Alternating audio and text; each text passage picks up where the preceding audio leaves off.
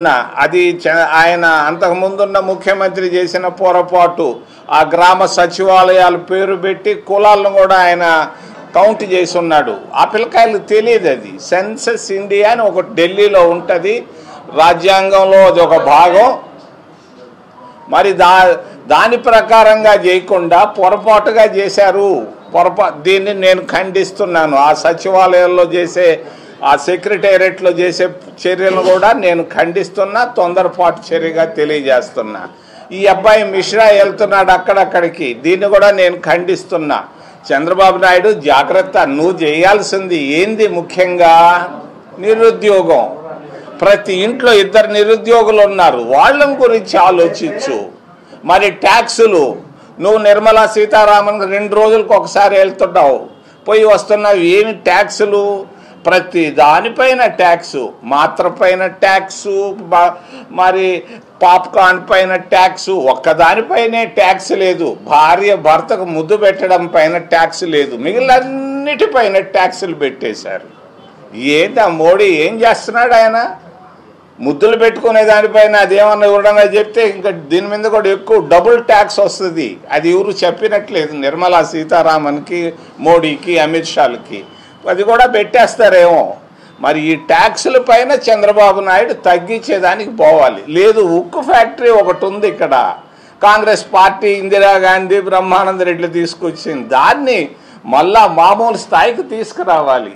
Bharatiya Janata party అక్కడ 25,000 ఎకరాలు భూములు రైతులు వాళ్ళు ఇచ్చారని చెప్పి దాన్ని ఎవరికో అమ్మేదానికి వాళ్ళు ప్లాన్ తయారు చేసి పెట్టుకోనున్నారు. దాన్ని అక్కడ ఉన్నటువంటి వేలాది మంది ఆ ఉక్కు పరిశ్రమలో ఉన్నటువంటి కార్మికులకు సహాయం చేస్తే బాగుంటుంది. కానీ ఈ వర్గీకరణ జోలికి వచ్చావు చంద్రబాబు నాయుడు, నీకు నష్టం, చాలా కష్టం.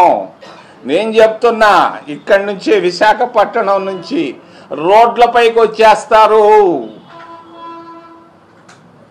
ఎస్సీలు రోడ్లపైకి వస్తారు, సభలకు కాదు, ప్రతి నేషనల్ హైవే కాదు, పల్లెటూళ్ళల్లో ఉండే రోడ్లపైకి వచ్చి నిలబడతారు. చాలా కన్నీటితో ఉన్నారు, చెప్పుకోలేకపోతున్నారు. తప్పు నువ్వు చేస్తుండేది, స్టాలిన్ చేయని పని నువ్వెందుకు చేస్తున్నావు? విజయన్ అక్కడున్నాడు, అతను చేయలేదు. విజయన్ చాలా తెలియగలవాడు. మరి యూపీలో ఉండే ముఖ్యమంత్రి యోగి చేయటం లేదు, నీకేం వచ్చింది? పోయే కాలం వచ్చిందా ఏంది? ఆపే వెంటనే చంద్రబాబు నాయుడు అని తెలియజేస్తున్నా. ఈ వర్గీకరణ ఎన్ని ఆపేసేయి, ఈ కాదు నువ్వు చేయాల్సింది.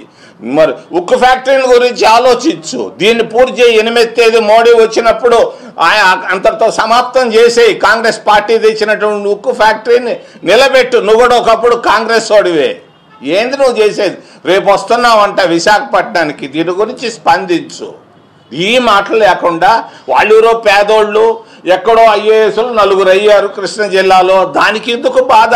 వాడు కష్టపడ్డాడు, ఒక నర్సు చదివిచ్చింది ఒక ఆఫీసర్ని, ఆయన ఐఏఎస్ అయ్యాడు. ఐఏఎస్ కొడుకును 4 ఐఏఎస్, దానికేందా వర్గీకరణ? దీని వెంటనే నేను ఆపాలని డిమాండ్ చేస్తున్నా చంద్రబాబు నాయుడిని. చాలు, రేపు వస్తున్నాడు ఆయన, స్పందించాలి వర్గీకరణ పైన.